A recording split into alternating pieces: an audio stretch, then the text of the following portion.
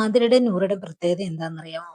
അനുമോളെ മാത്രം ആവശ്യമുള്ള സമയത്ത് നല്ലതുപോലെ കുറ്റം പറയാനും നോമിനേഷൻ ചെയ്യാനൊക്കെ ഭയങ്കര മിടുക്കാണ്. ആദിലയാണെങ്കിൽ കൂടുതൽ അത് വേറെ ആരോടും ഒരു കാര്യത്തിനും കയറി ചോദ്യം ചെയ്യാനോ വഴക്കുണ്ടാക്കാനോ പോകത്തില്ല. ഭയങ്കര മടിയാണ്.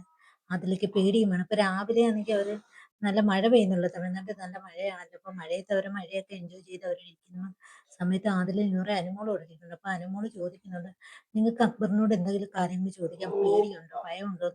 ആദിലയോട് ചോദിക്കുന്നുണ്ട്. നിനക്ക് എന്ന് വെച്ചാൽ അതിലാണെങ്കിൽ അനുമോളൊക്കെ ഉറങ്ങുന്ന സമയത്ത് ചെന്ന് അവരെ തട്ടി ഉണർത്തുകയും വെള്ളം കോരി ഒഴിച്ച് ഉണർത്താനൊക്കെ ശ്രമിക്കാറുണ്ട്. പക്ഷെ അക്ബറിനോട് മാത്രം ആദില ഒന്നും പറയുകയും എടുക്കുകയും ചെയ്യുന്നില്ല. അപ്പൊ ഷാനവാസും അക്കാര്യം പറഞ്ഞിട്ടുള്ളതായിട്ട് നമ്മുടെ അനുമോള് ആദിലയോടും നൂറോടും പറയുന്നുണ്ട്. അപ്പൊ ആദില പറയുന്നുണ്ട്, നിങ്ങൾ രണ്ടുപേരും ഒരുപോലെയാണ്, നിങ്ങൾക്ക് രണ്ടുപേർക്കും തോന്നുന്നതാണ്, ഞാൻ അങ്ങനെയൊന്നും ചെയ്യത്തില്ല എന്നാണ് ആദില മറുപടി പറയുന്നത്. പക്ഷെ അങ്ങനെയല്ല. ആദിലയും നൂറയുടെയും പ്രത്യേകത എന്ന് പറയുന്നത് അനുമോളെ എന്തെങ്കിലും പറയാൻ കിട്ടുന്ന അവസരങ്ങൾ എന്തായാലും ഒരു രണ്ടുപേരും മുതലാക്കാറുണ്ട്.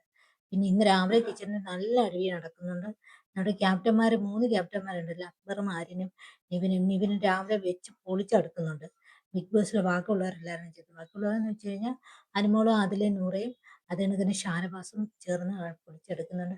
അത് കണക്ക് സൗമനും ഉണ്ട്. സൗമന് വലിയ കാര്യം ഉറക്കെയൊന്നും സംസാരിക്കുന്നില്ലെങ്കിലും പുള്ളിക്കാരൻ ഇവർക്ക് എതിരാണ്. അപ്പം രാവിലെ ഇവർ ഇവിടെ ഇരുന്നുകൊണ്ട് വർത്തമാനം പറയുന്നുണ്ട്, ജയിൽ നോമിനേഷനിൽ ഇടണമെന്നുള്ളത്. നിവിനെ ജയിൽ നോമിനേഷനിൽ ഇടാതെ അക്ബറിനെ ആര്യനെയും ജയിൽ നോമിനേഷനിൽ ഇടണമെന്ന് പറയുന്നുണ്ട്. അനുമോള് പ്രത്യേകിച്ച് പറയുന്നത് നിവിനെ ഇടേണ്ട ആവശ്യമില്ല. നിവിൻ അവിടെ ആവശ്യത്തിന് കിച്ചണ് പാചകം ചെയ്യുകയും ചെയ്യുന്നുണ്ട്, കിച്ചൺ വൃത്തിയാക്കുകയൊക്കെ ചെയ്യുന്നുണ്ട്. പക്ഷെ അക്ബറിനെ ആര്യനെ ഇടണം. നിവിൻ ഇതിനു മുമ്പ് ജയിലിൽ കിടന്നതായിട്ട് അനുമോള് പറയുന്നുണ്ട്. അക്ബറിനും ആര്യനും ജയിലിൽ ഇതുവരെ പോയിട്ടില്ല, അതുകൊണ്ട് ഇവരെ രണ്ടുപേരും ജയിലിൽ ഇടണമെന്ന് അനുമോൾ അവിടെ നിന്ന് ആദിലോടും നൂറോടും പറയുന്നുണ്ട്.